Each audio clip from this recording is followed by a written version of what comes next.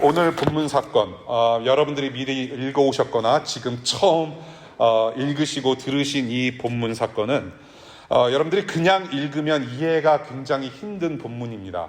난해한 구절이고요. 그렇지만 동시에 아주 중요한 복음을 기록한 부분이 바로 오늘 본문 사건이에요. 그래서 과거에 옛날에 어떤 신학자는 이 세 구절을 가지고 몇 주 동안이나 계속해서 설교를 했다라는 일화가 있습니다.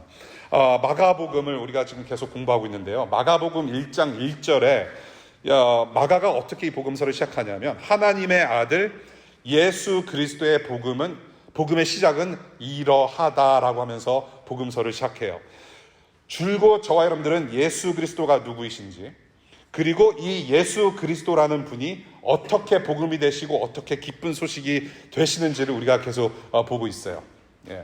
오늘도 마찬가지예요. 오늘 본문 예수는 누구이시며 이 예수 그리스도께서 어떻게 복음이 되시고 기쁜 소식이 되시는지 역시 오늘 우리는 예수 그리스도를 찾아가는 여정으로 들어가게 될 거예요. 자, 오늘 본문 사건 전체 흐름을 좀 먼저 보는 것이 좋겠어요. 질문의 대상이 있습니다. 예수님께서 질문을 두 가지를 하셨는데 세 번역을 보니까 율법 학자들에게 질문하셨다라고 하시고요. 개역개정을 보면 서기관들에게 질문하셨다. 마태복음 22장을 보면 똑같은 본문, 똑같은 사건을 마태도 기록하고 있는데 마태복음 22장을 보면 바리새인들에게, 페리시들한테 질문했다라고 합니다. 이 바리새인들은 말씀, 그 하나님의 율법을 굉장히 잘 알고 지키려고 노력했던 사람들이죠. 그래서 말씀을 잘 알았던 사람들이에요. 그러한 사람들에게 우리 주님께서 두 가지 질문을 하세요. 첫 번째 질문, 35절입니다. 이 35절의 질문은 대답이 가능한 질문이에요. 이렇게 잘 대답할 수 있는 질문이에요. 어려움 없이. 그런데 37절의 질문을 보게 되면 시편 110편의 말씀을 근거로 해서 질문을 하시는데 이 질문이 참 어려운 질문이에요. 난해해요. 쉽게 답할 수 없는 질문인 거예요. 그래서 바리새인들에게, 말씀을 잘 알고 있다는 자들에게 이렇게 두 가지 질문하셨다. 자, 지금 어떤 분위기인가 하면요, 이 분위기를 좀 알 필요가 있어요. 지금 바리새인들과 우리 주님께서 서로 질문하고 대답하고 하는 이 분위기, 이제는 주님께서 다 대답하기 힘든 질문으로 종교인들을 패대기 시작해요. 패대기 시작해요. 말씀으로 종교인들의 민낯을 다 드러내시고 급소를 찌르시는 내용이 오늘부터 다음 주 본문 40절까지 계속됩니다. 지금까지 어떤 분위기였어요? 지금까지는 종교인들이 예수 그리스도께 질문을 하면서 그 말의 꼬투리를 잡아서 어떻게 해서든지 넘어뜨리려고, 어떻게 해서든지 혼란에 빠뜨리게 하려고, 그래서 혼란에 빠뜨려서 로마 제국의 사법권에 그 예수라는 사람을 이양시키려고 굉장히 부단히 노력했던 분위기였단 말이에요. 그런데 지금은 거의 이제는 반전이에요. 워낙에 말씀을 잘하셨어요. 들어오는 질문마다, 훅훅 들어오는 질문마다 말씀을 너무나도 잘하시니 이제 감히 주님께 더 묻는 사람이 없었다라고 34절에서 증언을 해요. 그것이 바로 지난주의 본문이었어요. 감히 묻는 사람이 없더라. 자, 이제 주님께서 질문하세요. 그래서 37절을 보니까 군중이 어떻게 반응하냐면 군중이 기쁘게 들었다라고 표현을 해요. 군중이 기쁘게 들었대요. 여기서 말하는 군중은 종교인들 외에 일반 백성들을 주로 얘기하고 있습니다. 여러분들이 복음서를 읽으실 때 군중이라 하면 주로 종교인들 외에 많은 일반 백성들을 가리키는 거거든요. 군중들, 일반 백성들이 기쁘게 들었대요. 예수가 하는 말 듣고 기뻐요. gladly. 들어요. 다 이해해서 기뻤을까요? 바리새인들에게 저렇게 말씀하시는 걸 들어보니 맞네, 기쁜 소식이네 라고 이해해서 기쁜 건 아닌 것 같아요. 왜냐하면 예수님께서 하신 두 가지 질문에 대해서 바리새인들, 율법을 잘 알고 말씀을 잘 알았던 사람들이 지금 침묵하고 있어요. 답을 못해요. 답을 기록하고 있지 않아요. 종교인들도 모르는데 일반 백성들이 그것을 알아두고 기뻐했을까? I doubt it.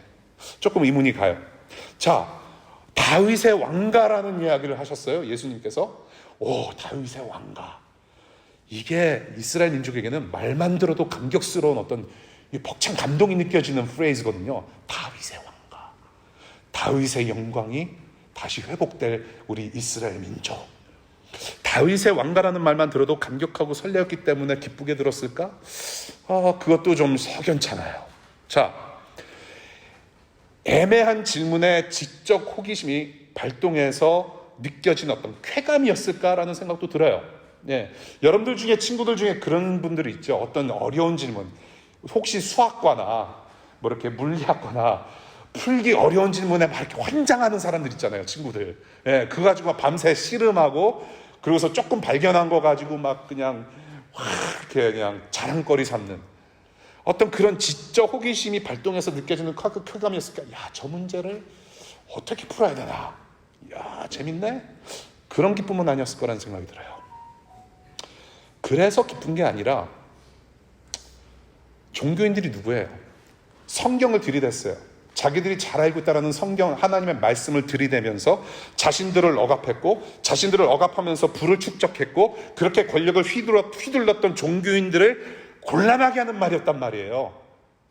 아, 쌤통이다. 통쾌하다. See? 성경 말씀 잘 알고 있다는 놈들, 주님께서 한 말씀 하시니 아무 말 못하고 있다. 이건 통쾌한 거예요. 그래서 기쁜 거죠. 억압을 당했던 사람들이 예수님의 말씀 한마디로 어느 정도 해방감을 느꼈단 말이에요. 자유를 누리고 있어요. 기뻤다.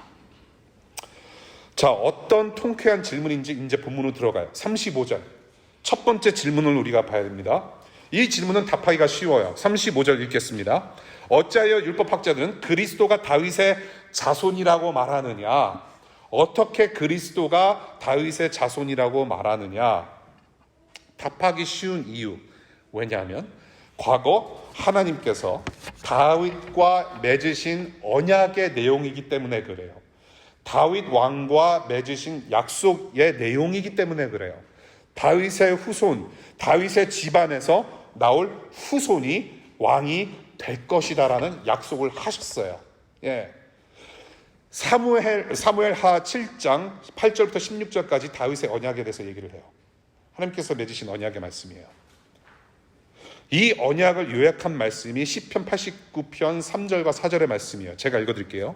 주님께서도 말씀하십니다. 나는 내가 선택한 사람과 언약을 맺으며 내 종 다윗에게 맹세하기를 내가 네 자손을 영원히 견고히 세우며 네 왕위를 대대로 이어지게 하겠다고 하였다. 예. 그러니 바리새인들은 이미 잘 알고 있었던 거예요. 예. 다윗과 맺으신 언약, 자손 대대로 내려오는 그런 다윗의 언약, 하나님께서 다윗과 맺으신 약속, 이스라엘 민족과 맺으신 약속, 그것을 기억했을 거예요. 그리고 단번에 답할 수 있는 자신이 있는 질문이었다라고 생각을 했을 거예요. 그래, I know. 그 다윗의 후손으로 오는 왕을 이스라엘 민족이, 종교인들이, 일반 백성들이 기다려왔던 거죠.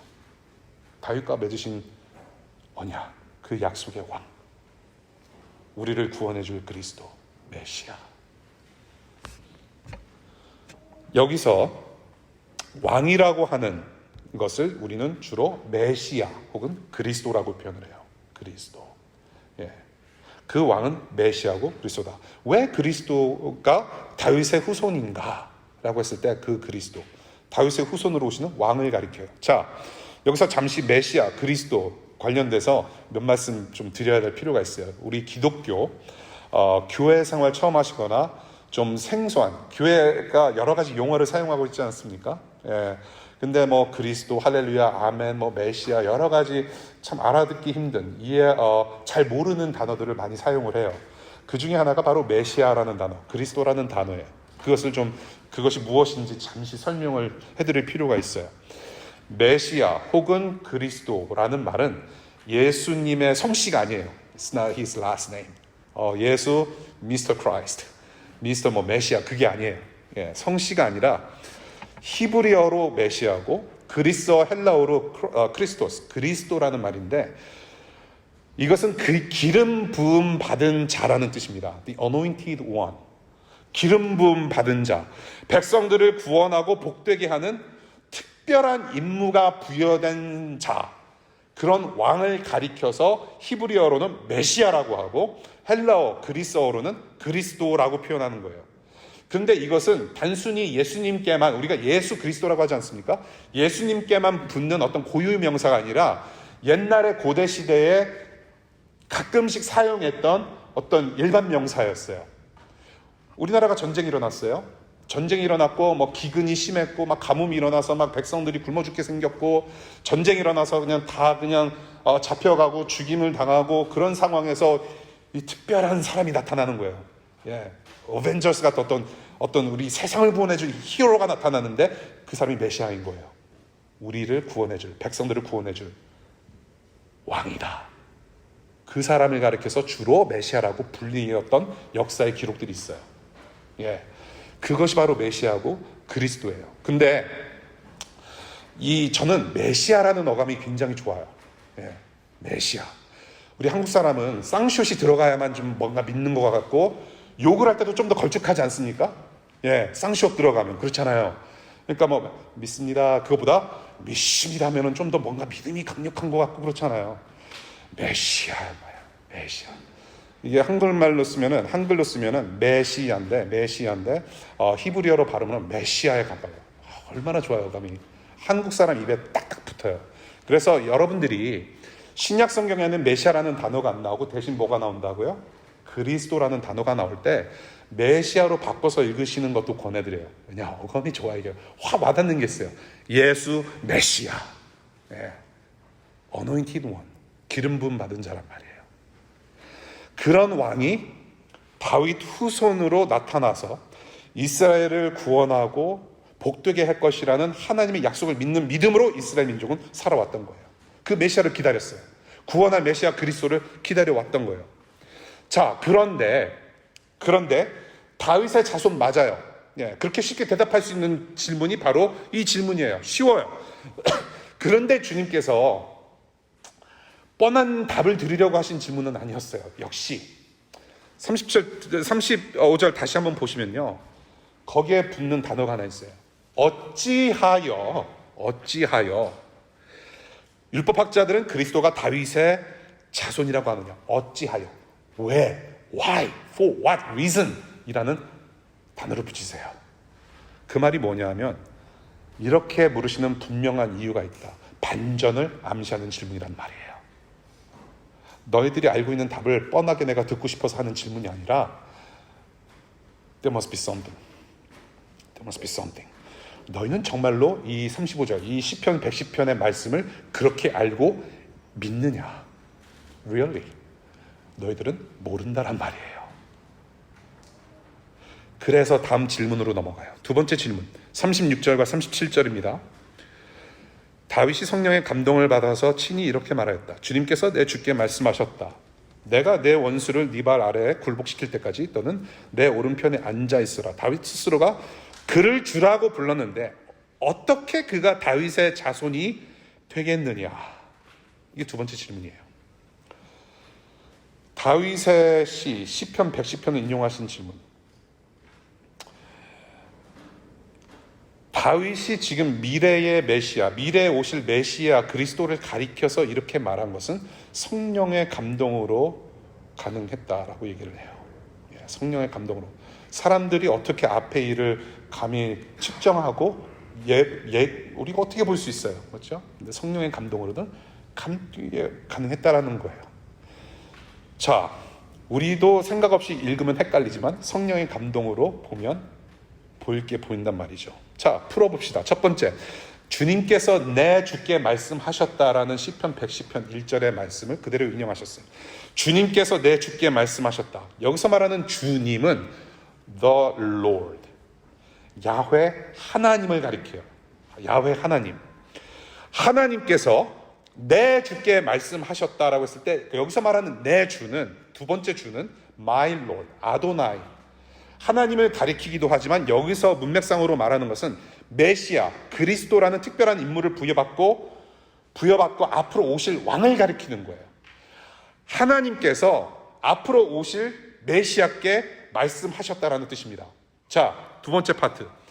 내가 네 원수를 네 발 아래에 굴복시킬 때까지 너는 내 오른쪽에 앉아 있어라. 너는 내 오른쪽에 앉아 있어라.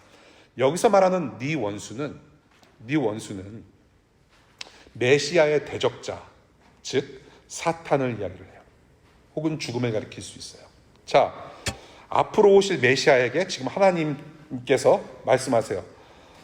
네 원수를 네 발 아래에 굴복시킬 때까지 너는 내 오른쪽에 앉아 있어라. 네 원수 사탄이 굴복할 때까지 하나님 오른쪽에 앉아 있으래요. 여기서 말하는 내 오른쪽은 여러분들이 이 성경을 읽으실 때 주로 시편을 읽으실 때 가끔 뭐 오른편 나오지 않습니까? 야, 이거 봐라. 이 세상에 오른손잡이가 많은 이유가 바로 여기 있다. 왜? 하나님이 오른손잡이거든. 오른쪽 얘기를 참 많이 하신단 말이에요.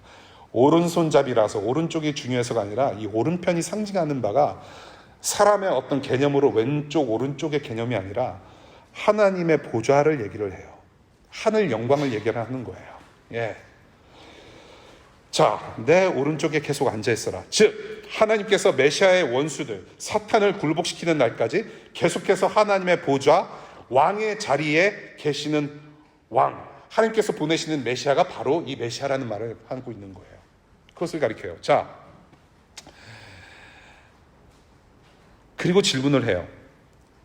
앞으로 오실 메시아한테 이렇게 말씀하시면서 굴복시킬 때까지 내 옆에 앉아 있어라. 그리고 질문을 해요. 자, 여기서 이제 중요한 거예요. 여기서 풀어야 돼요. 이렇게 시편에서 말씀하시는데, 자, 말씀을 잘 안다고 하는 너희들에게 묻는다. 너네 이거 알지? 시편 110편. 너네들이 잘 아는 말씀인데 한번 물어볼게. 자, 지금 다윗이 지금 시편 110편을 썼는데 다윗 자신이 앞으로 오실 왕, 앞으로 오게 될 메시아, 아직도 다윗이 만나보지도 않은 그 메시아를 지금 다윗은 주님이라고 부르는데 어떻게 자기 후손을 주님이라고 부를 수 있느냐라고 얘기하는 거예요. 어떻게 태어나지도 않은 사람한테 주님이라는 그런 엄청난 단어를, 칭호를 써서 그렇게 부를 수 있느냐라고 말을 하는 거예요. 어찌 태어나지도 않은 자에게 주님이라고 부를 수 있느냐? 너의 전통과 문화와 예절에 맞지 않느냐? 지금 이게 너는 말이 된다고 생각하니? How could you call him the Lord? 아직도 태어나지도 않았는데 지금 그 얘기하는 거예요. 그러니까 이게 종교인들이 어떻게 답합니까? 지금 마가복음을 보면요, 이 질문이 끝난 다음에 마가가 지금 바리새인들이 어떻게 대답했는지에 대해서 침묵하고 있어요. 이게 굉장히 답하기 힘든 질문이라는 거예요. 들어보니 그러네. 정말로 어렸을 때부터 읽어왔고 노래로 불러왔던 이런 시편의 말씀, 다윗 언약의 말씀, 듣고 보니 그러네. 무척 당혹스러웠을 게 뻔하고요. 모르기 때문에 답하지 못했거나 답을 했더라도 말도 안 되는 횡설수설 신학을 들이댔을 것 같아요. 원래 말을 잘하거든요, 종교인들이. 그러니 마가의 입장에서는 기록할 필요 없다라는 거예요. 더 나아가서 지금 마가한테 중요한 것은 뭐냐면 이 질문을 통해서 우리 주님께서 무엇을 말씀하시려는지, 무엇을 나타내시려는지 분명한 의도가 있다는 걸 알려주고 싶어서 질문에서 저는 끝났다고 생각을 해요. 답변 들을 필요 없다. 가끔씩 질문 자체에는 굉장한 힘이 있어요. 그렇죠. 그래서 오늘 본문 이제 핵심으로 조금 더 좁혀 들어가요. 이 주님께서 질문하신 의도는 무엇이냐? 핵심이 무엇이냔 말이에요. 예수님 자신이 이렇게 질문을 하심으로 해서 무엇을 나타내고자 하시고 무엇을 드러내시고자 하는가, 그 핵심, 그 의도, 바로 이거예요. 예수님 자신이 하나님이시고 자신이 인간이시고 자신이 메시아 그리스도임을 드러내시기 위한 질문이었다라고 저는 보고 싶어요. 이 질문은 그냥 단순히 바리새인들, 종교인들, 말씀을 잘 알고 자부한다라고 하는 어떤 종교인들을 그냥 단순히 곤욕스럽게 하기 위해서, 단순히 팔리게 하기 위해서 하는 질문이 아니라 질문 자체에서 예수 그리스도는 자신을 드러내기를 원하셨단 말이에요. 그런 질문이었던 것이죠. 첫 번째, 이것을 이제 라직으로 그냥 이렇게 정리해 드릴게요. 첫 번째, 시편 110편에서 인용하신 말씀, 하늘 보좌 우편에 앉아 계셨다. 그 말이 뭐예요? 하나님과 같은 존재였단 말이에요. 즉 하나님이라는 존재였다. 두 번째, 다윗의 자손으로 오시는 메시아, 다윗의 자손으로 오셨다는 말은 뭐예요? 다윗이 하나님이었어요? 아니에요. 완전한 인간이었어요. 이 이스라엘 민족의 어떤 굉장한 어떤 조상이었단 말이에요. 사람이었어요. 다윗의 자손으로 오셨다는 말은 인간으로 오셨단 말이에요. 실제로 주님은 유다 지파 다윗 왕과 피를 이어서 태어나신 분이에요. 예수님이라는 인간은. 이해가 되셨어요? 하나님이시고 인간이시다. 세 번째, 따라서 그 당시 다윗이 지금 주님이라고 부를 수밖에 없었던 하나님의 아들 예수 그리스도, 바로 이 예수 그리스도가 바로 다윗과 언약의 말씀들이 가리켰던 왕이고 메시아고 그리스도였다. 오늘 본문을 그렇게 정리할 수 있어요. 하나님 우편에 앉아 계시는 분, 하나님의 존재, 동시에 인간으로 오신 분, 다윗의 후손, 다윗의 피를 받고 태어나신 분, 예수 그리스도는 바로 그 메시아다. 하나님이시고 인간이신 그 예수 그리스도가 바로 메시아 그리스도다. 그것을 알려주시기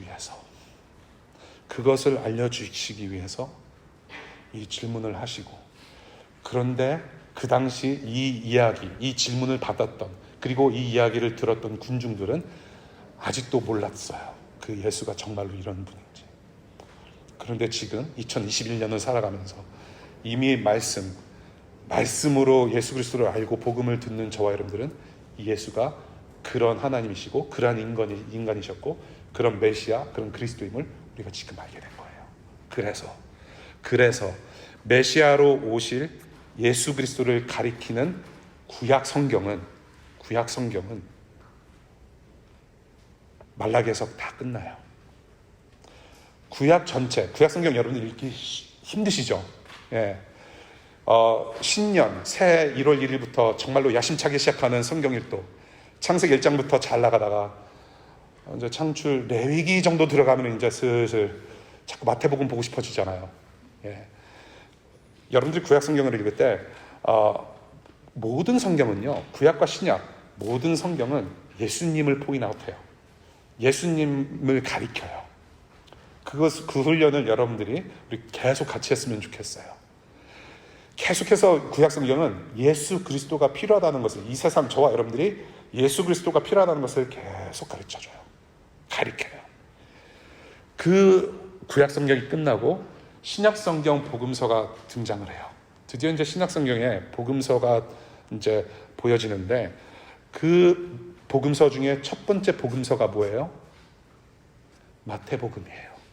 마태복음 1장 1절이 어떻게 시작이 돼요? 아브라함의 자손이요 다윗의 자손인 예수 그리스도의 계보는 이러하다 라고 시작해요.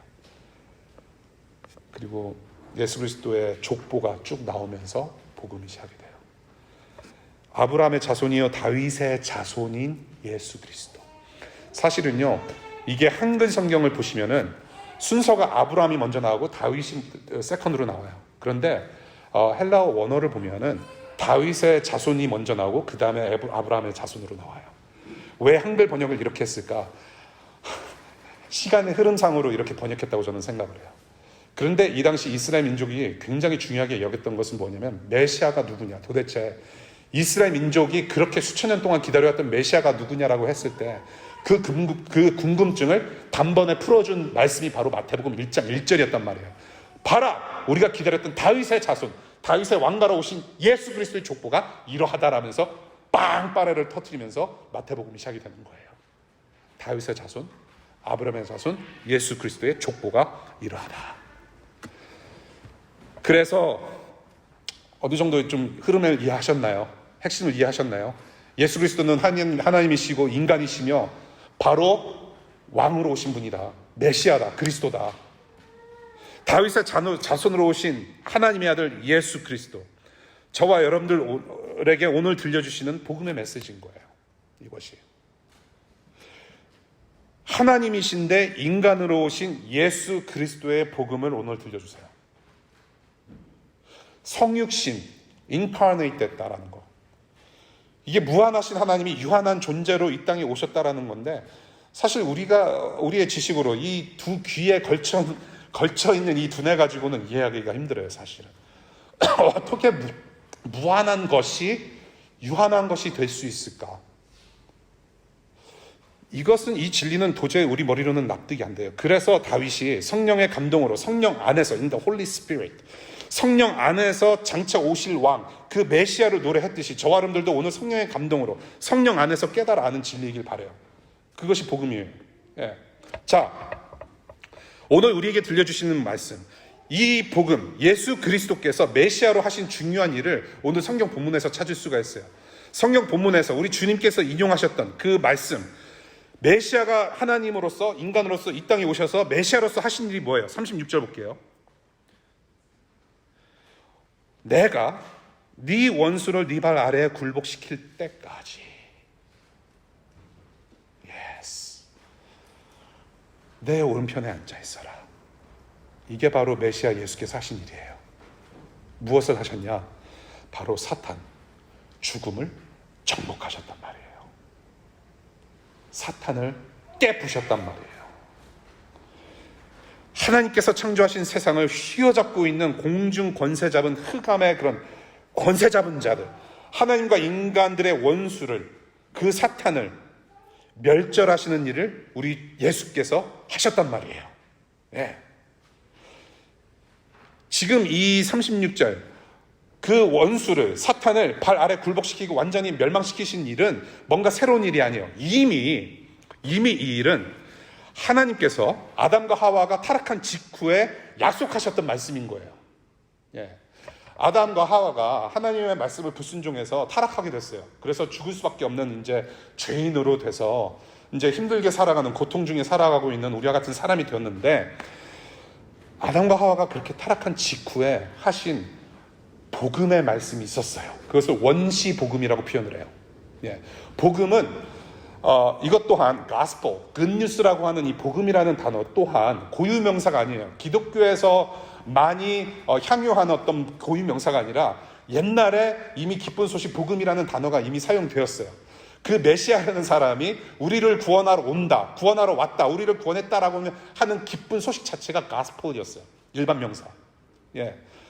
자, 이 복음은, 이 기쁜 소식은 신약 성경 어떤 일반 명사로만 쓰여진 것이 아니라 이미 하나님께서 타락한 존재들을 향해서 베푸신 복음의 메시지였어요. 자, 어떤 메시지였냐?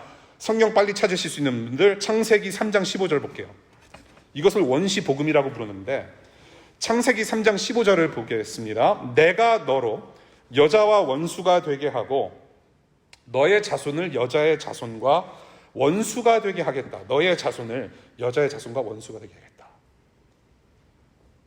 여자의 자손은 너의 머리를 사랑하게 하고 너는 여자의 자손의 발꿈치를 상하게 할 뿐이다. 뱀한테 말하는 거예요. 사탄에게 말을 하고 있는 거예요. 여자의 원수가 되게 하고 너의 자손을 여자의 원수가 되게 하겠다. 자손과 원수가 되게 하겠다. 너의 자손이 뭐예요? 모든 백성들, 하나님의 백성들. 하나님의 백성들을, 악마들을, 너의 자손, 너의 사탄과 악마들을, 귀신들을 여자의 자손, 예수 그리스도와 원수가 되게 하겠다. 이게 복음이에요.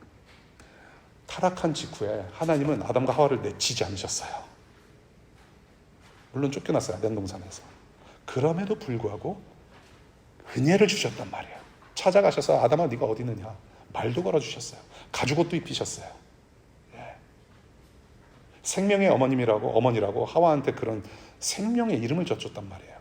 동시에 이 복음을 주셨어요. 너의 존재는 거기서 끝날 존재가 아니다. 내가 반드시 회복시키겠다라는 기쁜 소식을 이미 말씀하신 거예요, 인간들한테. 이 일은 단순히 사람 혹은 어떤 세상의 왕의 후손이 할 수 있는 일이 결코 아니에요. 백마탄 왕자가 세상의 칼을 휘둘러서 해결해야 될 문제가 아니에요. 해결할 수가 없어요. 여자의 자손으로 오신, 하늘에서 내려오신 하나님의 아들 예수 그리스도만 이기실 수 있는 전쟁이었어요. 그래서 주님께서 사람의 몸으로 성육신 하셔서 사람의 몸으로 내려오셔서 이 땅 우리에게 와주신 거예요. 약속하신 대로. 창세기 3장 15절 약속하신 대로. 자, 그런데 사탄이 무찔러졌다고 해서 저와 여러분들이 구원을 받고 하나님의 자녀가 될 수 있는 건 아니에요. 사탄의 노예가 아니라 하나님의 자녀로서 거룩한 하나님 앞에 나아가는 그런 하나님과 다시 만나기 위해서 사탄을 무찌르는 것만으로는 안 된다라는 말이에요. 예. 우리의 죄가 용서를 받아야 해결이 되는 문제예요, 이거는. 자, 사탄을 무찌르는 것으로 저와 여러분들의 죄가 해결되지도 않을 뿐더러 우리 스스로 죄의 문제를 해결할 수가 없어요.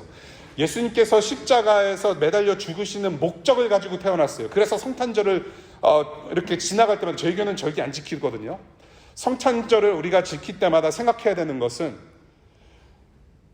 예수님은 죽을 목적으로 태어나셨다란 말이에요. 절대로 해피 버스데이, 해피한 모먼트를 가지고 오신 분이 아니에요.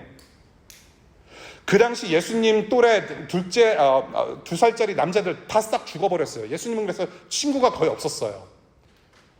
도살당하고 살육당하는 그 시대의 어떤 아픔 속에서 태어나신 예수 그리스도. 그래서 도망가셨잖아요. 난민으로. 절대 기쁜 일이 아니에요.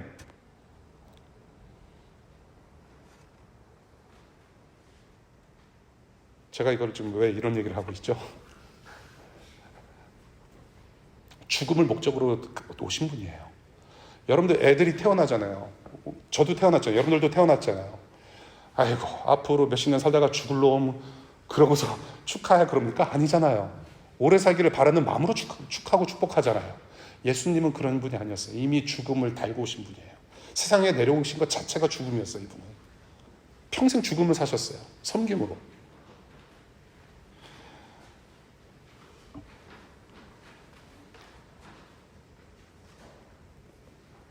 오직 예수 그리스도만이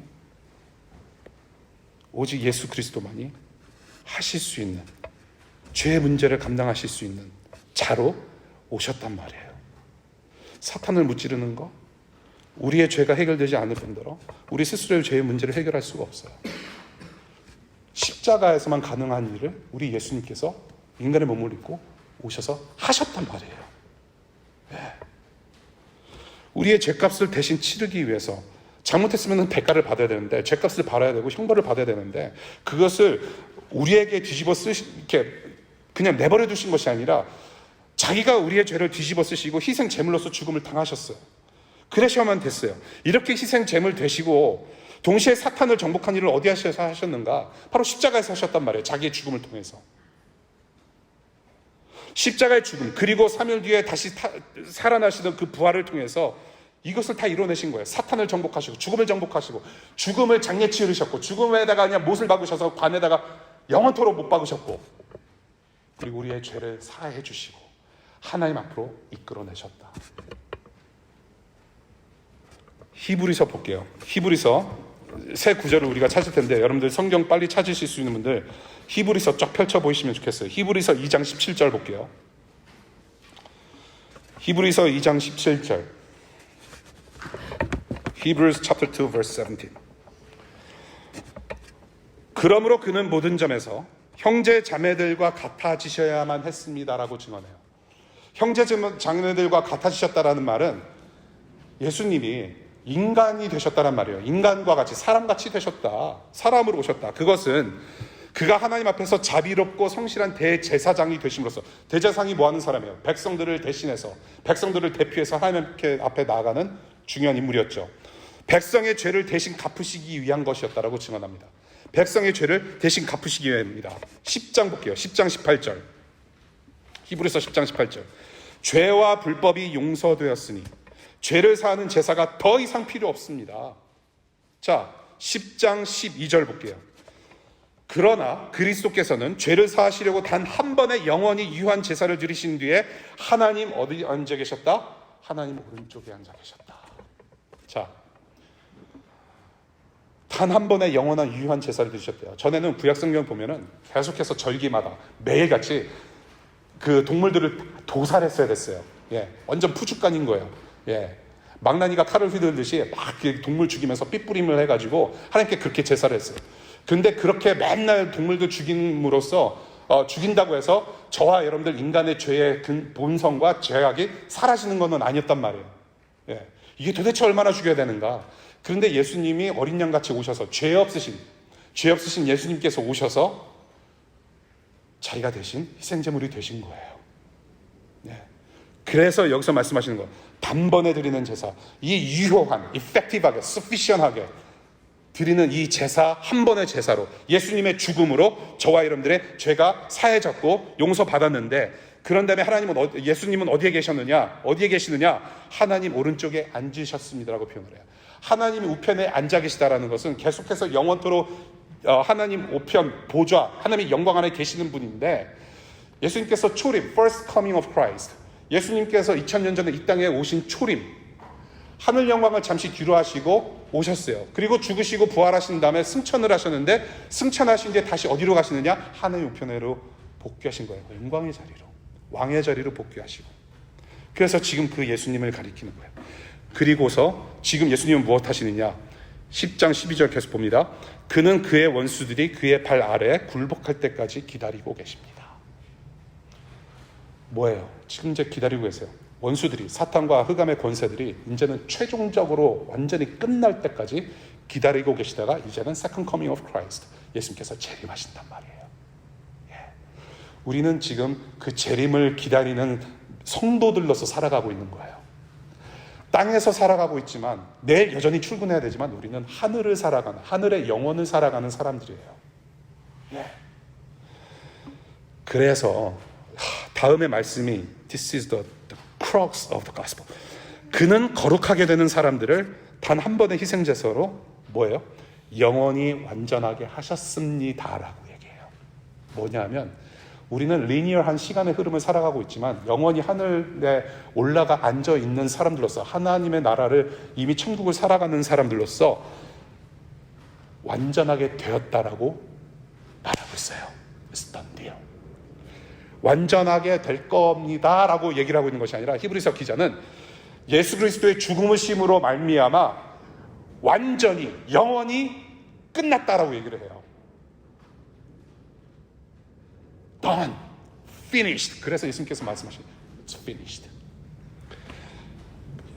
이게 무슨 말이냐면은, 따라서 사탄, 죄, 저와 여러분들의 죄, 죽음 모두 종합 멸망 세트였다라는 거예요. 이미 죽어 있는 거예요. 이미 끝난 거예요. 그리고 저와 여러분들은 이미 산자로 살아가는 거예요. 산자의 하나님을 모시는 산자로서 살아가는 거예요. 이미 이 전쟁 이기셨어요, 여러분. 이 싸움 이기셨어요. 십자가 죽음과 부활로 죽음을 장례 치르셨고 승천하셔서 원래 계셔야 할 하나님의 보좌, 우편 보좌로 귀환하셨어요. 이제 곧 다시 오실 거예요. 다시 오실 텐데 그 주의 날, 하나님 나라가 완성이 되는 날에 원수들은 영원히 멸절될 거다. 그래서 저희들이 뭐라고 고백해요? 예수님의 재림, 다시 오실 예수님을 기다리는 사람들로서 우리는 매주마다 매일같이 뭐라고 고백해요? 하늘에 오시사 전능하신 하나님 우편한 그 주님이 앉아 계시다가 저리로서 산자와 죽은 자를 뭐하러 오시리라? 심판하러 오시리라. 산자의 하나님 안에 속한 산자들이, 이 예수 그리스도를 믿고 따르는 하나님 자녀들은 이렇게 영원한 복을 누리게 될 것이다. 오늘 본문을 통해서 우리에게 복음의 말씀을 들려주세요. 예수님은 하나님이시고 인간이시며 우리에게 온전한 메시아로 와주신 왕이시다라는 것. 그 왕이 어떤 일을 하였는가를 오늘 풀어봤어요. 종교인들은 눈앞에 계시는 메시아를 알아보지 못해요. 그런데 오늘 이제는 우리가 이 예수님께서 메시아인 것을, 그리스도인 것을 우리가 알았어요. 하나님의 아들이 완전한 사람으로 오셔서 완전한 죽음으로 완전한 부활을 이루셨어요. 부활은 완전한 죽음이 있을 때만 부활이 가능해요. 완전히 죽지도 않았는데 조금 몸이, 호흡이 살아있다? 그것을 우리는 죽음이라고 표현하지 않고, 그렇게 살았다가 깨어난 것을 우리는 부활이라고 표현하지 않아요. 부활은 완전한 죽음에서 나오는 것이에요. 완전한 부활이라는 의미는 또한 그 메시아, 그 그리스도, 그 예수님은 지금도 살아계시는 우리의 왕이시고 주인이라는 뜻이에요. 예.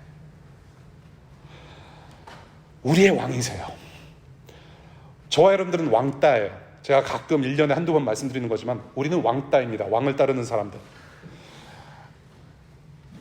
이 땅을 살아가는데 우리는 이미 하늘에 속한 사람들이에요. 하나님 나라 천국의 가치관을 사는 사람들인데 땅의 가치관과 우리가 부딪히면서 이 스트러글이 생겨요. 컨플릭이 생긴단 말이에요. 그럴 수밖에 없어요. 여러분들 신앙생활하면서 여러분들이 이 땅에서 살아가면서 도저히 불편 없이 나의 신앙은 괜찮다, 너무 행복해요, so good, 너무나도 좋은 거예요. 매일같이 에덴 동산 같고 막 그냥 모든 열매를 따먹을 수 있는 듯한 어떤 풍성함, 그거 조심하셔야 돼요.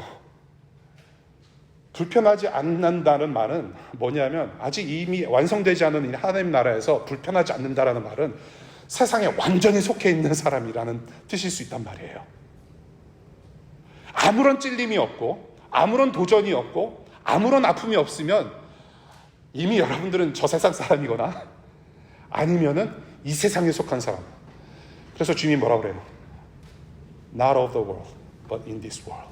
세상에 있지만 세상에 속하지 않는 자로 살아가길 원하신단 말이에요. 불편할 수밖에 없어요. 그래서 우리는 세상으로부터 왕따를 당할 수밖에 없는 사람일 수가 있어요. 왕따, 왕을 따르는 사람들.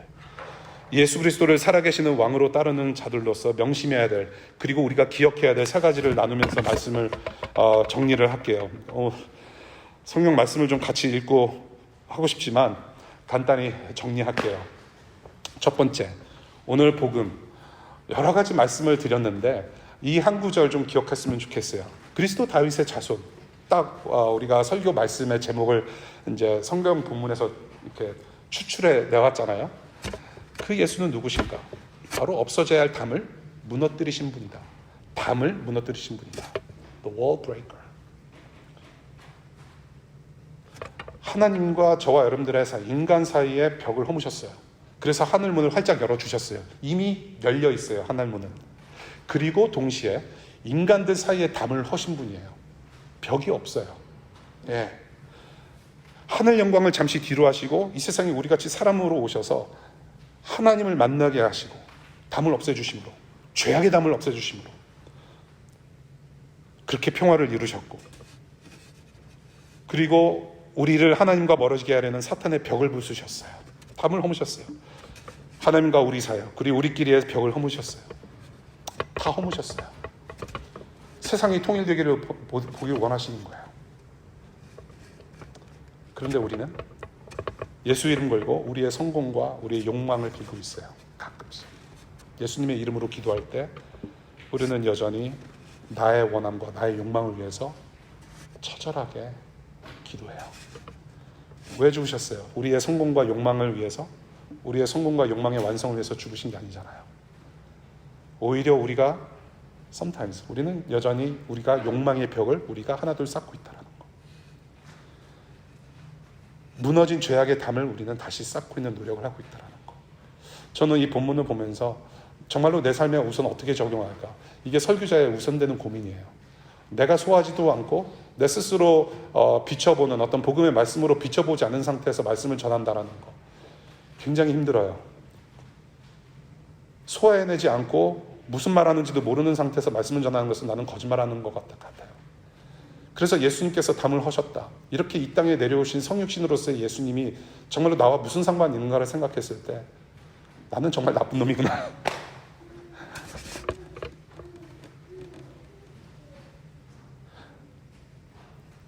하나님께서 벽을 무너뜨리셨는데, 십자가에서 죄를 사하해 주시고 벽을 무너뜨리셨는데, 그래서 하나님께 언제든지 나올 수 있는 그런 길을 활짝 열어주셨는데 나는 더 죄가 짓고 싶은 거예요. 벽을 허무셨지만 나는 땅굴을 파도 죄를 짓겠다라는 거예요. 그게 인간의 본성이에요. 저의 본성이고 저와 여러분들이 공감할 거예요. 우리는 여전히 예수 그리스도를 믿고 따른다 찬양하면서 나는 예수 그리스도를 믿는 사람이다, 크리스천, I'm a Christian 쉽게 말하면서 우리는 쉽게 땅굴을 파요. 남이 보지 않은 곳에서 아무도 없을 때 우리는 그런 일을 많이 해요. 오늘 들으신 주님의 복음이 저와 여러분들의 영혼에 들려지길 바라요. 우리 외에 죽으신 분의 이름에 합당한 그런 걸맞는 기도와 말과 행동하실 수 있는 저와 여러분들 되시길 바라요. 벽을 허무신 분이다. 이것을 좀 생각하면서 사시는 한 주 되시길 바라요. 두 번째, 저와 여러분들은 담을 허무는 사람들로 부름받았어요. 예수님께서 담을 허무셨듯이 이제는 이웃을 사랑함으로 해서 벽을 허무는, 사방팔방 세워진 보이지 않는 벽을 허무는 사람들로 우리는 살아가요. 그래서 우리는 가정과 학교와 직장과 일상의 구석구석으로 이제 성육신 되어 들어갑니다. 우리는 똑같은 사람이에요. 똑같이 밥 먹고 똑같이 배설하고 똑같이 잠을 자고 여러분들의 친구, 룸메, 가족들과 똑같은 사람으로 살아가요. 그러나 우리 안에 누가 있어요? 예수 그리스도. 우리의 일상 안으로 성육신 되어 들어갈 때 보이지 않게 견고히 세워진 세상의 벽들을 우리가 허물어가며 하나님 나라 일구어가는 일상을 사시기를 바라요. 세 번째, 마지막, 예수 그리스도가 우리의 위로자 되신다라는 말씀을 마지막으로 드리고 싶어요. 이 땅에 메시아로 오셔서 인간의 몸으로 입고 오셔서 인간들과 똑같이 사셨다라는 말씀. 히브리서 2장 18절, 그는 몸소 시험을 받아서 고난을 당하셨으므로 시험을 받는 사람들을 도우실 수 있습니다. He knows what you're going through. He knows your pain. He knows your tears. He knows where you are. 우리 주님은 다 아세요. And He hears you. He hears you groaning. 죄만 없으셨지 우리가 같은 사람이셨어요. 우리가 겪고 있는 모든 배신과 아픔과 괴로움과 외로움까지 그리고 죽음까지도 모두 경험하셨던 분이에요. 우리가 이 세상을 이렇게 주님의 자녀로 살아갈 때 우리는 예수님의 이름을 부를 수가 있어요. 다 경험하신, 그러나 지금도 살아계신 주님이기 때문에.